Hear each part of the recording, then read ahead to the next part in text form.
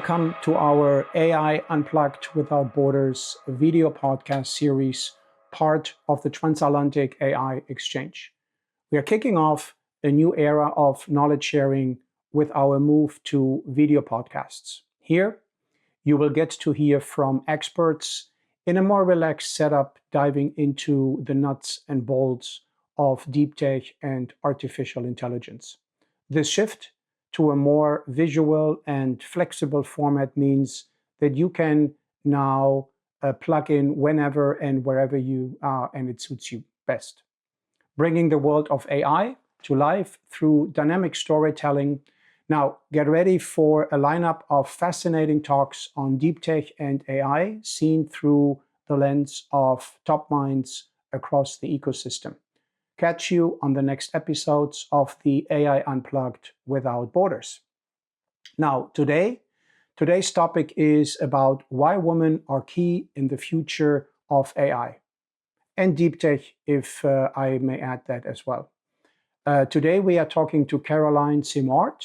She is the Regional Dean of Northeastern University at the Silicon Valley campus. And in this role, she is responsible for the design and execution of the campus strategic plan, including the expansions of the academic programs and the design of new initiatives, building partnerships with companies and overseeing campus operations as well. Now, before joining the Northeastern campus, she was actually the managing director of the VMware Women Leadership Initiative Labs at Stanford University, a social impact initiative to bridge the gap between research and practical to advance diversity in organizations from K to 12 to the C-suite, where she led the implementation of the research agenda, engaged the industry with partners, and oversaw the operations. Now, in addition, Carolin is also our partner in crime of the Transatlantic AI Exchange series from last year, which we called The Remarkable Woman in AI. And the sessions were available or are available for free on our website. Previously, she served as the Senior Director of Research at the Clayman Institute for Gender Research, designing and implementing academic industrial research collaborations for impact, and as the director of the Faculty Development and Diversity at the Stanford School of Medicine. I am the host. My name is Thomas Neubert. I am born and raised in Germany and a longtime entrepreneur living here in beautiful Silicon Valley for over 33 years, and I'm also the founder of the Transatlantic AI Exchange. Hello, everybody. Today is another podcast from the Transatlantic AI Exchange. It's called AI Unplugged Without Borders. And today I am proud to sit here in a very beautiful office in the middle of San Jose, the capital of Silicon Valley, in the Northeastern University campus here with the Dean and CEO, Carolin. Thank you very much, as always. We have an interesting history with our, I would say, proudly series of Remarkable Women in AI. Absolutely. Thank you very much for inviting me here to your campus. And we decided to actually talk a little bit further about that topic, Remarkable Women in AI in general. But at the same time, with Carolin now having this new interesting opportunity in your career, you shared some amazing ideas that you have. Happy to share this to the audience, of course. And we have a few questions prepared. So the session today is called "Why Women Are Key to the Future of AI." That may sound a loaded question, but it's really not, because I think we all know by now that women are important pretty much on any aspect of life, from politics to AI. Yes. And you, with your history at Stanford and things like that, you are definitely qualified to talk about this topic. So with that, maybe a quick introduction of how did you end up here? Yeah. What's your passion? Yeah. And then we can just dive into some of the questions. Thank you, Thomas. It's such a pleasure to be a part of your podcast and your network that really fosters knowledge exchange at a global scale on the future of technology. And it's something that I'm very passionate about, is how can we include different voices in this conversation so that we can reach the best potential outcomes. So I've been here at Northeastern University for 2 months. I'm the regional dean of the Silicon Valley campus. And this is a university that's highly entrepreneurial.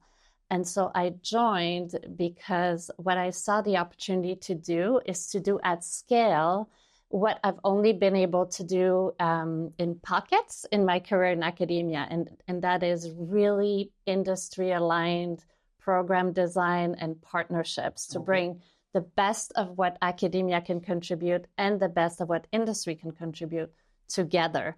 And traditionally in academia, it's something that's usually difficult to do because, as you well know from your own work, kind of spanning different organizational boundaries, sometimes it's hard to align the interests of, the very fast-paced moving of industry and then the R&D, slower moving, long-term foundational research thinking of universities.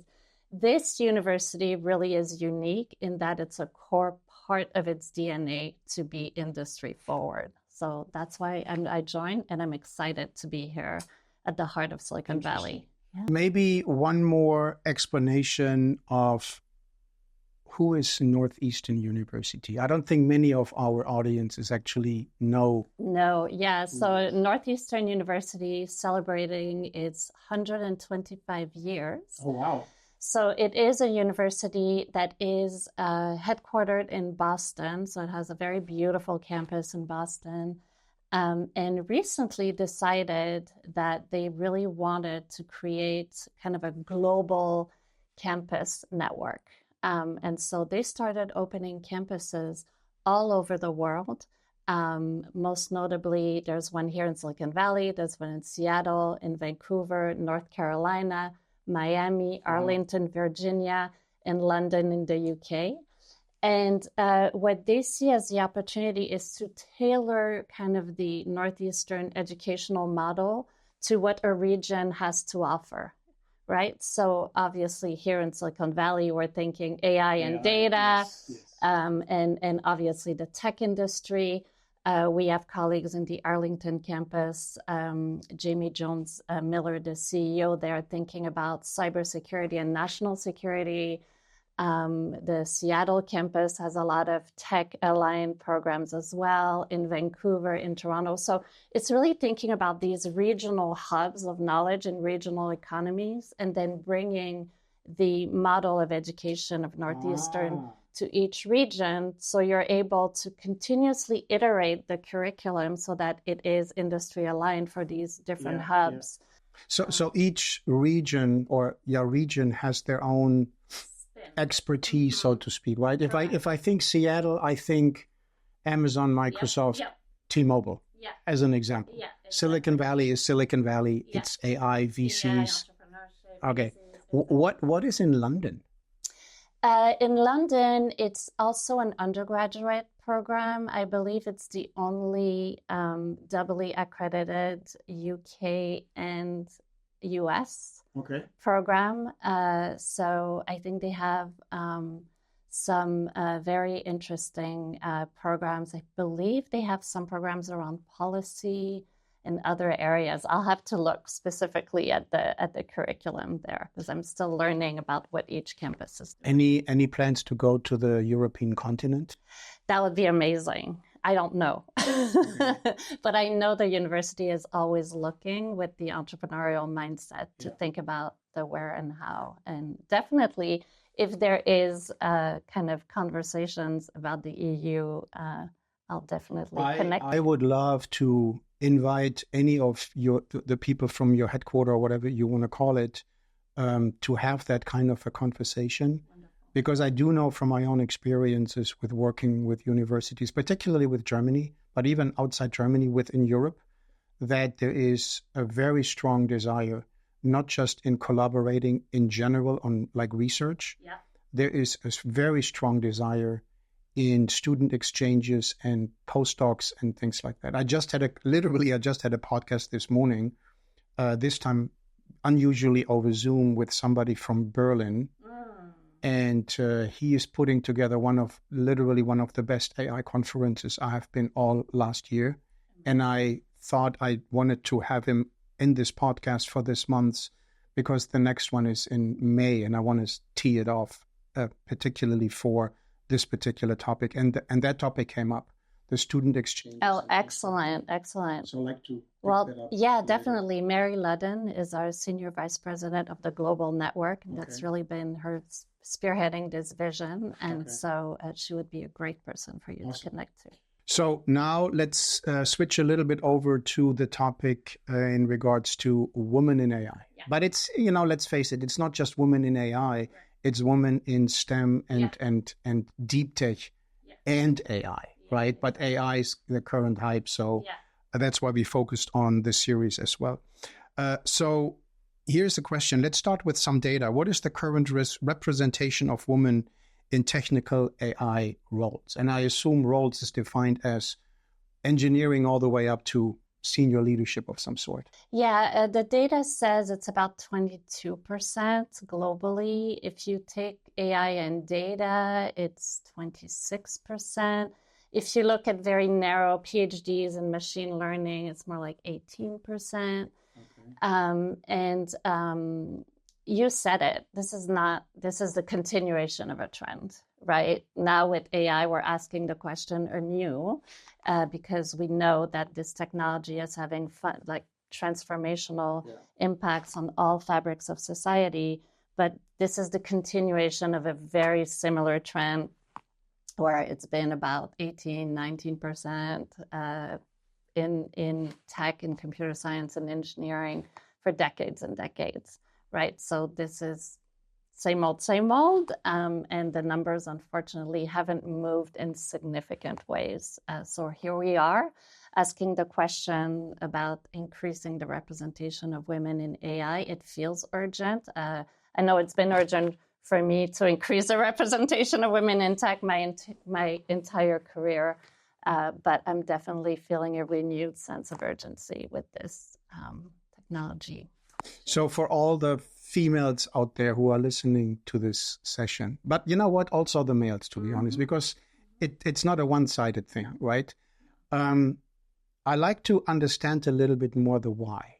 Yes. One argument that I hear always is, well, AI just appeared. I mean, just with a quotation mark. Yeah. But it's more about the pipeline of female going into the STEM, into machine learning, into deep tech, into AI. If you way back when don't have enough women getting into the programs, no wonder that at this point the output is low. Is that fundamentally one of the reasons, or do we have enough females in the pipeline, but it's the male side who is putting a lid on it? Well, I'll give you a good social science answers. Okay. Yes, and it depends. It depends, okay. And so there are two things going on. One thing is definitely a lack of representation early on and a lack of interest early on. So there's a very, very, very powerful effect of societal stereotypes, right? And if you really think tech startup founder, the image that instantly comes to mind is very, very much one of, we know the cast of characters, right? Yeah. We think Elon Musk, Steve Jobs, Zuckerberg, and the like. In Silicon Valley, that stereotype is pretty strong as well. And it just takes longer for us to imagine a different archetype. And so what happens is, from a very early age, kids do get exposed to that mindset. And there's research by Sapna Cherian, she's at the University of Washington, and she says that as early as age 6, when you ask kids, girls are less interested in computer science than boys. They start agreeing with that statement. And for girls, agreeing with that statement predicts lower interest. And for boys, the relationship is flipped, right? Interesting. And it happens really, really early. And then in middle school, that just starts very, very much compounding. And we know from research that parents are less likely to encourage their girls to pursue engineering and technology. We know that teachers are less likely to encourage. We know that, so even very well-meaning people, right, in raising their kids in the classroom and everything, just kind of reinforce that self-fulfilling prophecy. And then young women too, who do show early interest in computer science, where often they'll be the only one and they don't feel like they belong. And so that also lower sense of belonging can then predict a lack of persistence in the field. So this is still all accurate today, in today's society? Yes, it is. It is Wow. still accurate in today's society because we have these implicit biases that kind of shape kind of society. They're very slow to change, right? But they can change. And so that's where I see the importance of the initiative, like Remarkable Women in AI, because we can't change the stereotypes. Yeah. So it's a chicken or egg, right? Yeah. The more role models we have, the more visible different images of success we have, the more we're going to change that in the pipeline. But then we always end up in this kind of loop where we have not enough of that to change that. So, so we do know that also the women who do join do experience additional barriers because of underrepresentation. Yeah. So they're more likely to be isolated. Again, it's not like, oh, men are deliberately doing X, Y, and Z. Most leaders are pretty well-meaning and really want to just have the best talent out there. But it can create these kinds of cultures that have blind spots of belonging and inclusion, right? And so with a little bit more deliberate focus on inclusion, then that becomes a better proposition. So my takeaway is that let's not point the fingers only to the males who are sitting in board seats and decision-making positions. It's really the entire journey from childhood on that needs to be changed, so to speak. Yes. But you just said, if I may, you said it that takes some time. I would challenge that because it can change immediately, where everybody, and it may require a little bit of an educational program of some sort, but everybody at home, starting immediately with children, could change their behavior. Yeah. And these underlying messages that may be just subconsciously being sent out, but if that's being educated to change that immediately, I mean, that should have a huge effect for the next generation. Yeah, the social systems are tricky because there's input coming from all sorts of different places. Yeah. Education in the US is supremely decentralized. So I've seen lots of efforts trying to change the educational systems. There's been a lot of corporate efforts to create role models, bridge programs, increase visibility and exposure. And they tend to have success, but it's kind of like they're necessary, but not quite sufficient to really create that change. And so for me, it's a dual call to action. Yes, the people in power now don't say, oh, it's the pipeline. Yeah. The pipeline is the problem. And, oh, well, maybe in 30 years we'll have it, right?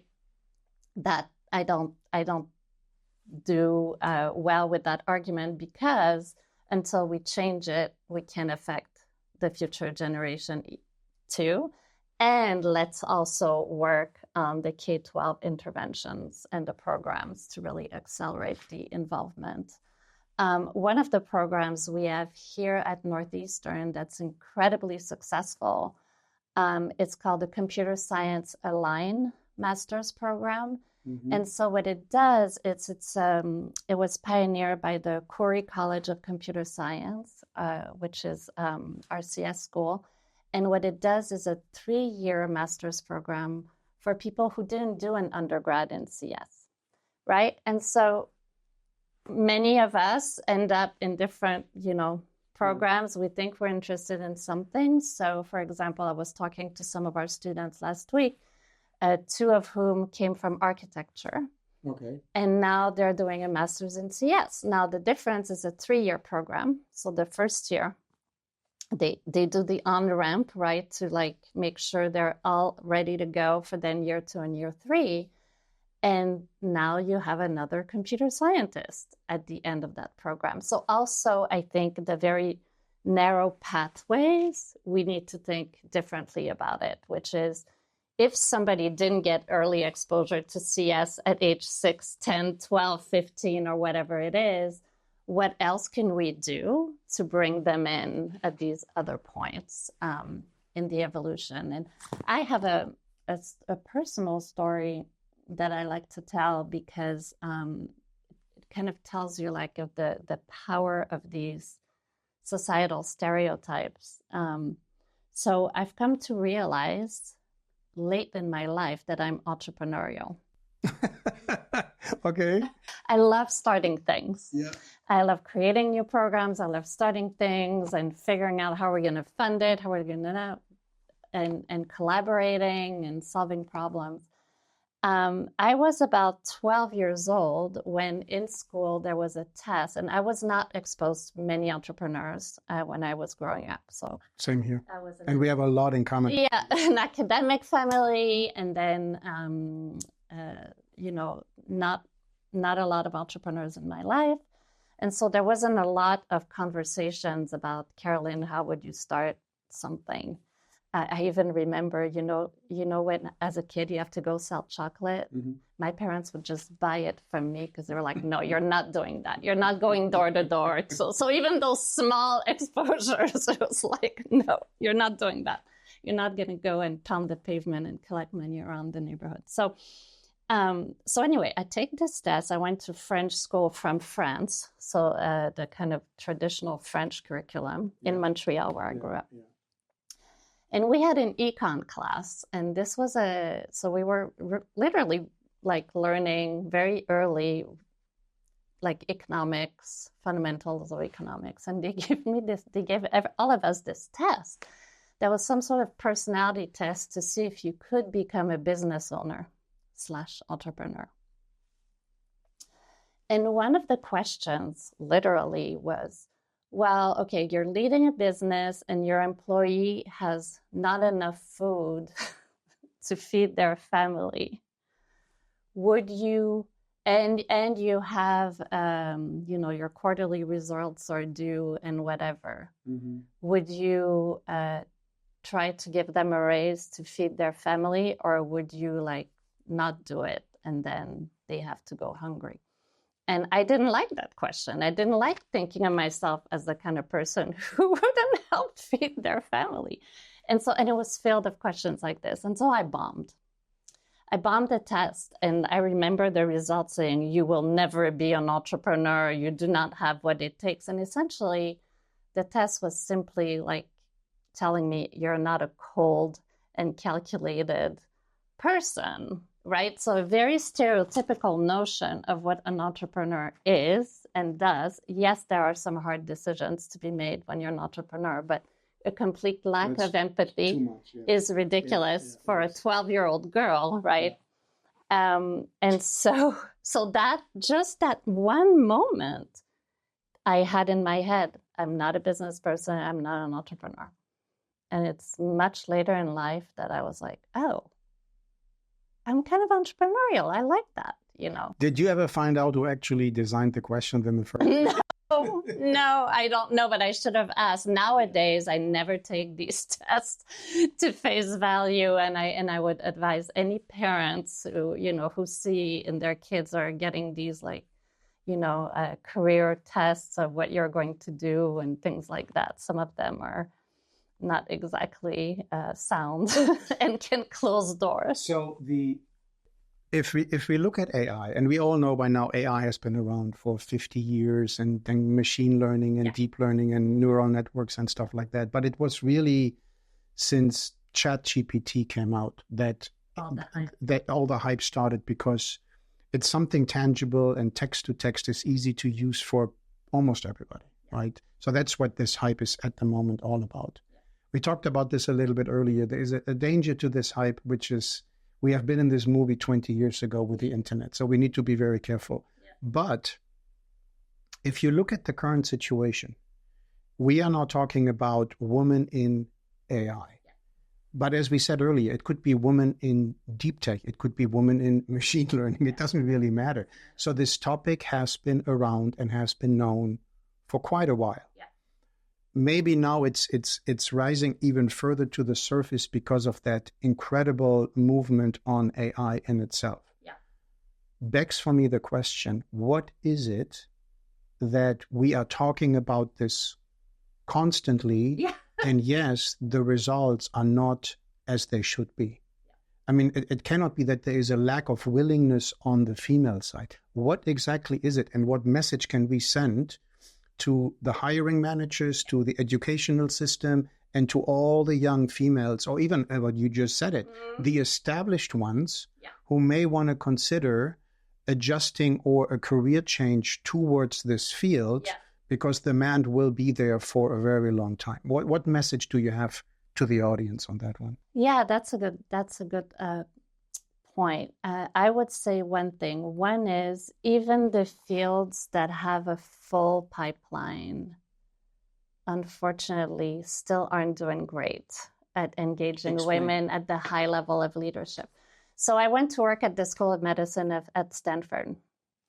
And I remember telling my boss, who was the senior associate dean of diversity, Hannah Valentine. I remember telling her, everybody wants to be like medicine because you have a full pipeline. And she laughed because we had a full pipeline, but the highest levels of leadership was still the same old story of underrepresentation, right? So the full pipeline did not translate to equal participation at all. I mean, it's made some progress since I was in the biomedical field, but it's still a problem, right? Of women getting promoted at the same rate, of getting the same stretch assignments, the opportunities for advancement, the visibility, right? So it's not a panacea to have more people in the pipeline. And unfortunately, if the cultures are not welcoming, there's research by Nadia Fouad showing that a lot of the women who study engineering kind of don't enter the pure engineering roles because they'll be like, oh, I'll go in marketing, I'll do this, I'll do that, because of issues of belonging. So to me, one call to action is really simple, but also very hard. And it is to take a hard look at our cultures and really include different voices and be much better at kind of hearing other ideas and other input, and really think about small things like how are people contributing in meetings? How are women positioned for their expertise? How are top high visibility R&D assignments allocated? So really looking hard at all the things that go into running the organization, but also the classroom, the educational system, who raises their hand? Are we giving enough space and place for women's contributions? And here's the thing, there's a lot of backlash right now around diversity, equity, and inclusion conversation. And, the whole diversity is good for innovation dialogue. And the reality is diversity is good for innovation if it's managed well. So what research from Amy Edmondson from Harvard University shows that essentially in a culture of psychological safety, where people feel like they can debate ideas and contribute and disagree with respect, right? Then if you have diversity on the team, you really unlock that potential for innovation. That makes sense, right? But if you have a high diversity team without that safety, the performance is lower. Whereas a team where everybody is the same, the performance will be kind of flat, right? So again, the answer is, as usual, it depends. Under the right condition where people can contribute and they feel like, okay, like Thomas, I'm going to ask you a question on AI and I'm not a technologist. And if I'm worried you're going to laugh in my face because it's a stupid question, then I'm just not going to ask next time, right? So it's those kinds of cultures. And so what's good for diversity is good for innovation, but it creates more work and demands on the managers and team leads to create that environment. Now, Silicon Valley has had a lot of diversity, right? Cultural diversity. People from different countries are here. Exactly. Yeah. Same here. It's why I do live it here. So it's not like this is an ecosystem that has zero clue how to do this. But when a group is underrepresented, life is a little painful sometimes, right? Are you always going to be the one to be like, oh, sorry, English is not my first language. Can you do this? Or, oh, I have a child and I need to go home, or, so it just paying attention to the different needs of the team. I remember talking to a head of HR who was showing me his employee engagement scores. And I said, wow, your employee engagement scores are so high. That's incredible. And he said, yeah, our culture works really well for men. You're not going to see it. My overall engagement, everybody's like, this is great. Our employees are engaged. But if I split it out and the 10% who are women or 15%, I look at their score, right? So sometimes that voice gets buried, if you will, in the voice of the majority. So if I'm in management, or if I am... let's stick there. If I'm in management and I'm in a leadership position, and then I have certain level of reports and indirect reports, what tools are there? Classes, books, podcasts, I don't know what, but some educational tools where, you pretty much need to inject a culture. A culture doesn't come out of thin air. No. It needs to be built. But it needs to be educated first, what needs to be done. Yeah. What tools are they, if any, that this process actually can start? Because sitting here and lecturing every manager out there or everybody in a leadership, point the fingers, you have to do that doesn't work. No, I agree with you. But what tools are there that we could actually tell people from a young entrepreneur who builds a startup company and has the possibility, an opportunity to send the right message in a startup so that is already engraved in the culture from the start, right? And then you have the mid-sized companies and then you have the giant corporations. Yeah. What can we tell them? What would you suggest to them how to start this process and monetize it? Measure it.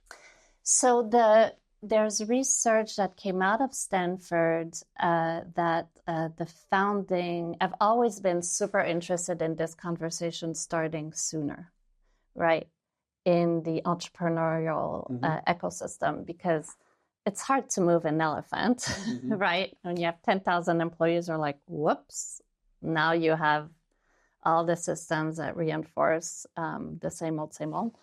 And often founders are told, move fast, worry about the human stuff, or not the human stuff, but like the people processes, that's later, right? And so I think at the founding stage, there's a ton of opportunity to start with thinking, what kind of DNA are we building? Right. And the research that comes out of Stanford showed that a founding team that included women in engineering roles had that DNA like 15 years down. Yeah, that was the Stanford Project on Emerging Companies. It was called SPEC.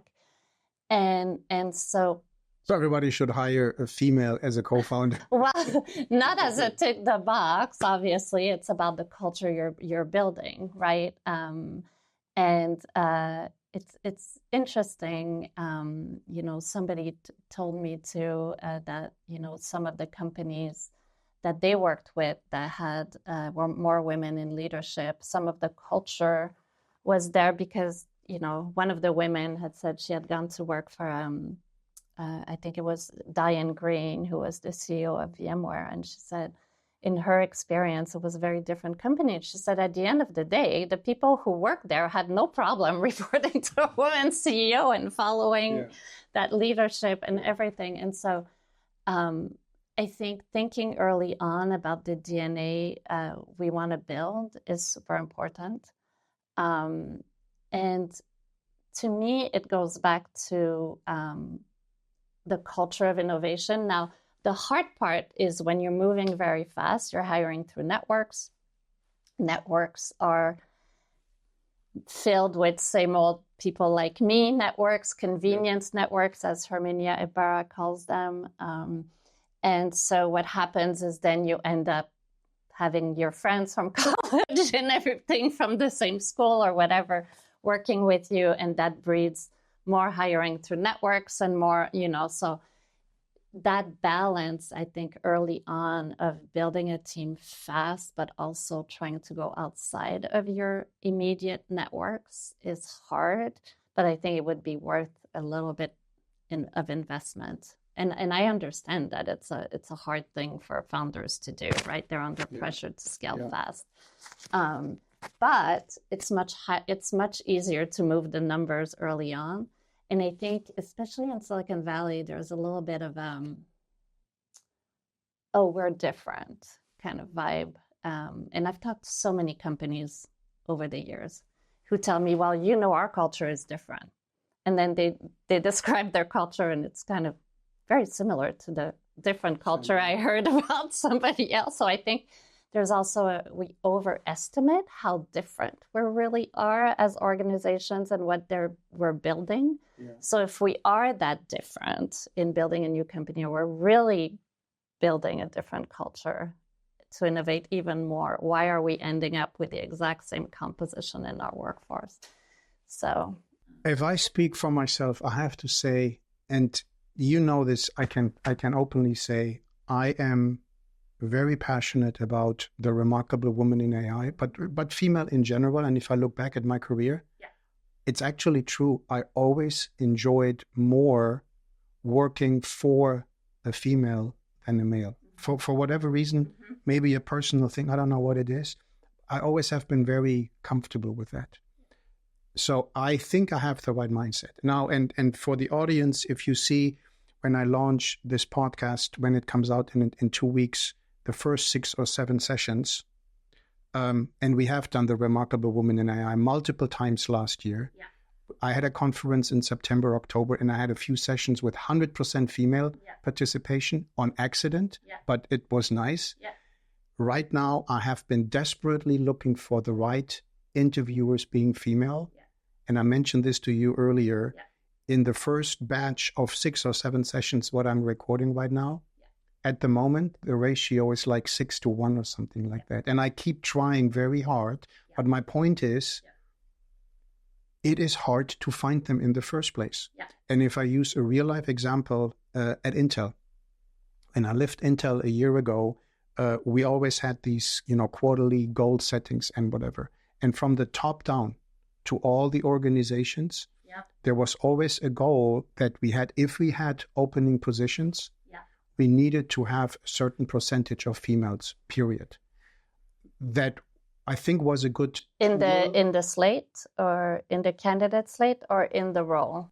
In the role. Okay. Well, candidates, of course, too, but in the role. Yeah. So if let's say I have 5 openings for the next 6 months, I gave a commitment that out of the 5, at least 2 to 3 must be female. Yeah. That is a good tool. But I have to also say, on the flip side, it is not the right thing to force people or hiring managers to actually fill a role for the sake of filling a quota, right?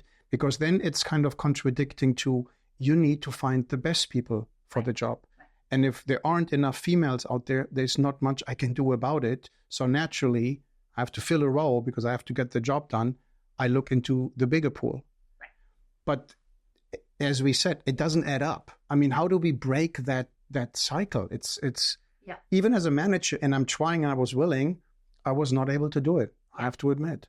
When I was at Stanford working with Shelley Corral, Laurie McKenzie at the Women's Leadership Lab, we had a lot of these conversations, and that what happens if they really talk about the small wins model of change, which is meet people where they're at, right, and then keep going.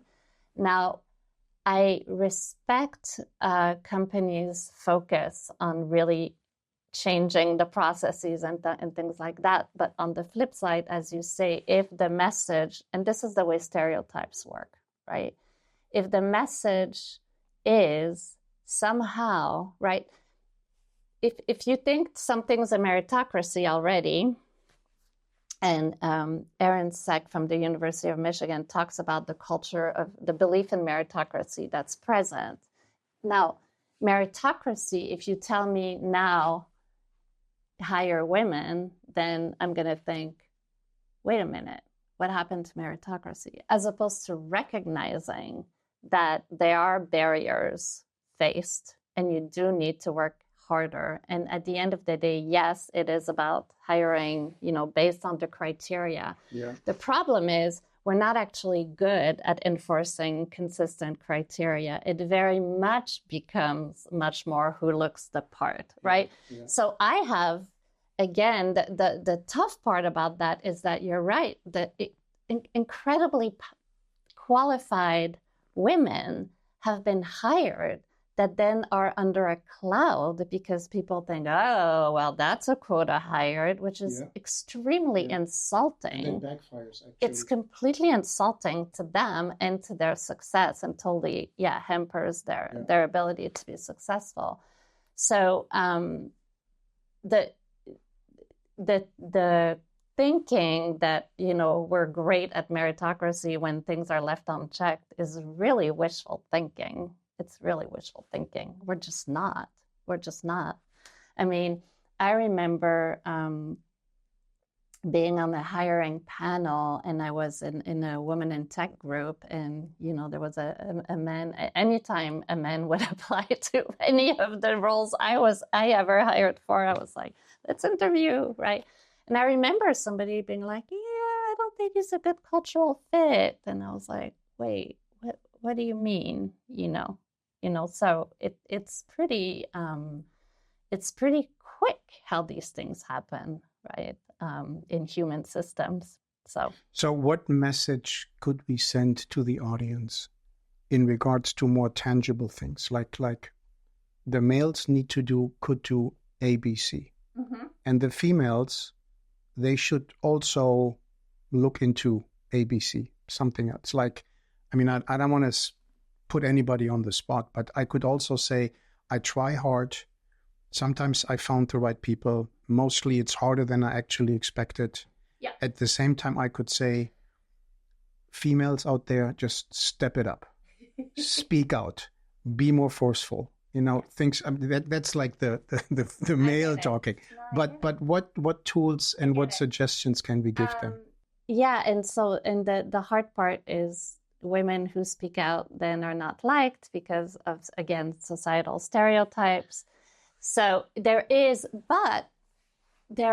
are, and I've seen that in the Remarkable Women of AI conversations that we've had, which is given the right platform and voice. And to me, I learned so much, and it was so incredible, blown away, high level. And I think for me, elevating those voices and continuing to shine a light on their impact is a game changer, frankly, mm-hmm. because then, this whole conversation about, is there a quota, is there no quota, and what about come on, look at the speakers in this series.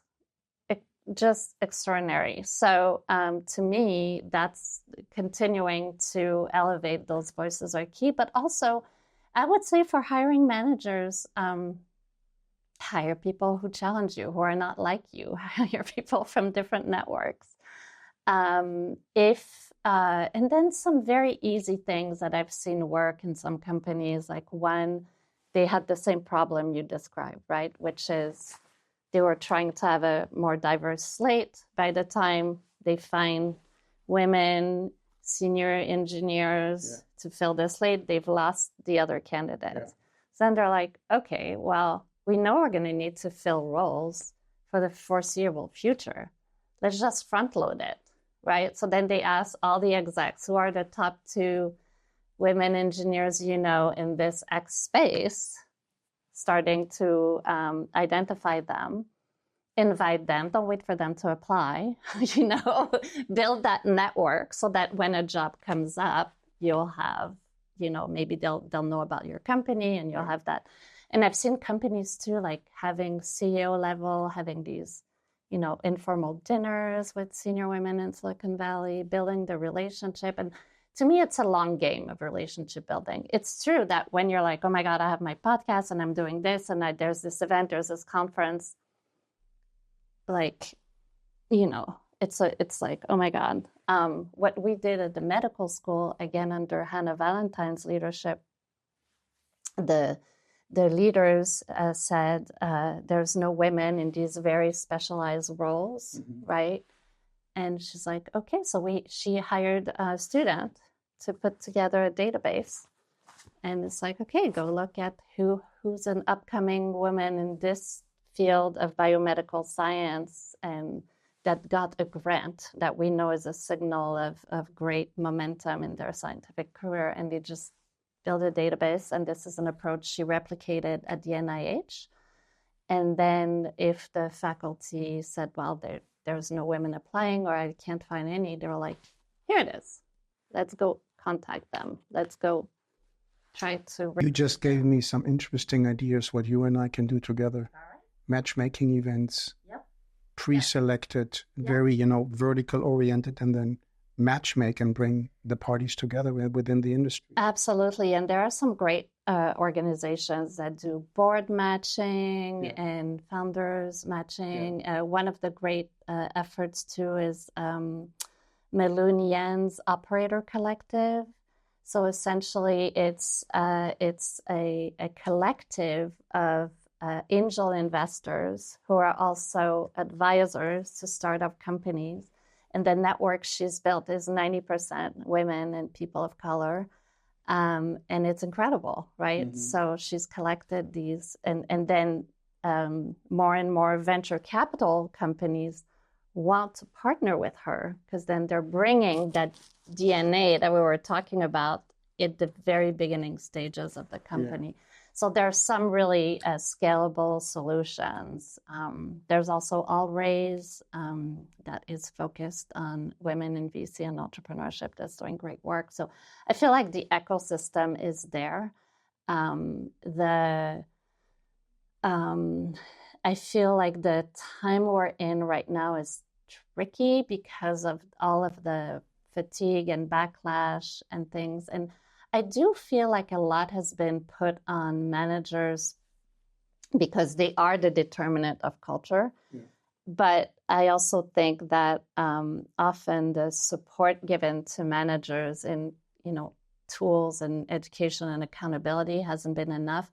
But also during the pandemic, I was thinking to myself, like, wait. Okay, so now the managers need to know about running teams. And now they need to know about how to deal with a global pandemic and having people like have no childcare at home and trying to manage a team that's all over the map and then has all of these challenges. And then on top of it, they need to know how to respond to global societal events that are really hard on people, like the murder of George Floyd. They need to be able to talk about systemic racism, about sexism. They need to be able to respond. I mean, the demand on manager burnout, by the way, is at an all-time high, which is not surprising. Yeah. And so I think that the demand on manager has increased to such a way that there's a feeling of it can't only be on the manager. And yet, I do think years back, managers maybe had more support, more training on how to be a manager. That's what I hear from people who were in the previous generation of Silicon Valley, where there was maybe more leadership development, manager development.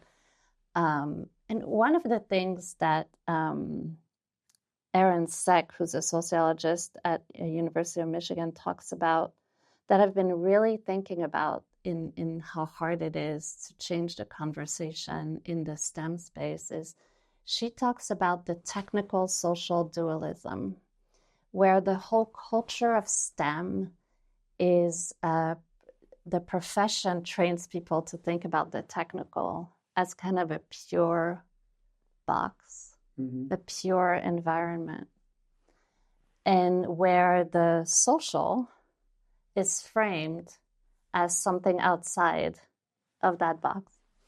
Now, so then that cultural mindset, right, becomes, well, do we really value management if it's outside, if all the social stuff, if it's not in that pure box, right? Like you see sometimes as like, oh, an engineer becomes a manager. It's like, oh, like there's It's a known fact. Yeah, it is, right? And so when you think about that duality, if it's core to the culture of STEM, that becomes that at best, it's a distraction, right? To talk about the social because it's not here. And then at worst, it's like doing something bad to this that you really care about. And it's an interesting cultural nut to crack for STEM, because at the end of the day, tech is social. Tech has impact on society. It is not separate. And teams are building the tech. That's a social system. And so I feel like there needs to be more conversations around how the two need to be in the culture together, and not have that be this separation that really is not serving the space well. But it's hard because that's a whole professional culture. So in conclusion, I learned a lot, as always, talking to you. First thing is, thank you very much for this awesome conversation. Every time we talk, we had a few questions listed here, right? We didn't even completely looked at the questions because the topic is just so interesting. It's just one thing leads to the other. Yeah. But in conclusion, I think one takeaway for me is we both very much enjoyed and saw the outcome of the Remarkable Women in AI series. And we both are committed to further explore these opportunities in the second half of the year. So there is more to come on that one. The other one is, it's a journey. And everybody knows me, I'm a marathon runner. So it's a journey. It takes time. Yeah. There are multiple facets that needs to be explored. For me, the biggest one it's actually two things. The first one is we should, to some extent, actually not point the fingers too much to the male management in itself, because I heard that too many times, not in this conversation, in general. I think there are too many aspects. As you said, it starts in childhood when they are 6 years old. So everybody at home should ask the question, what can I do to steer my children into a more balanced, open future, to be open to pretty much everything? And then the other one is that there is an opportunity right now for particularly females who may not even be in the AI profession today, but should see AI as an opportunity to actually take whatever knowledge you bring with you and add it to AI. And maybe as a last comment, in my next series on AI in this podcast, I've already identified 3 individuals who are going to represent their startups in regards to, here's an existing startup in the area of art and design. There's another one in music, and there's another one in architectural design. And all 3 of them will have a podcast with me to explain what AI has done with their companies and how it will change the use cases by adding AI. So on that note, I want to point to, I think that's a really important call out. So AI and has impact on society. Women are half of society. No matter what our role, I'm a social scientist. I'm not going to be designing algorithms, but I want to be a part of that conversation as somebody with a different background, right? So everybody needs to be engaged in the conversation because it's going to affect everyone. And then on the other piece, and you and I had that conversation, which I think maybe there's a huge opportunity here because there's going to be a need for more generalist skills. Yeah. So the president of Northeastern University, Joseph Aoun, wrote a book called Robot Proof, how higher education needs to adapt in the age of AI. He wrote it in 2016. So. Okay. And he talks about the literacies that people will need, data literacy, technical literacy, and human literacy. So that human literacy piece, right, will remain extremely important.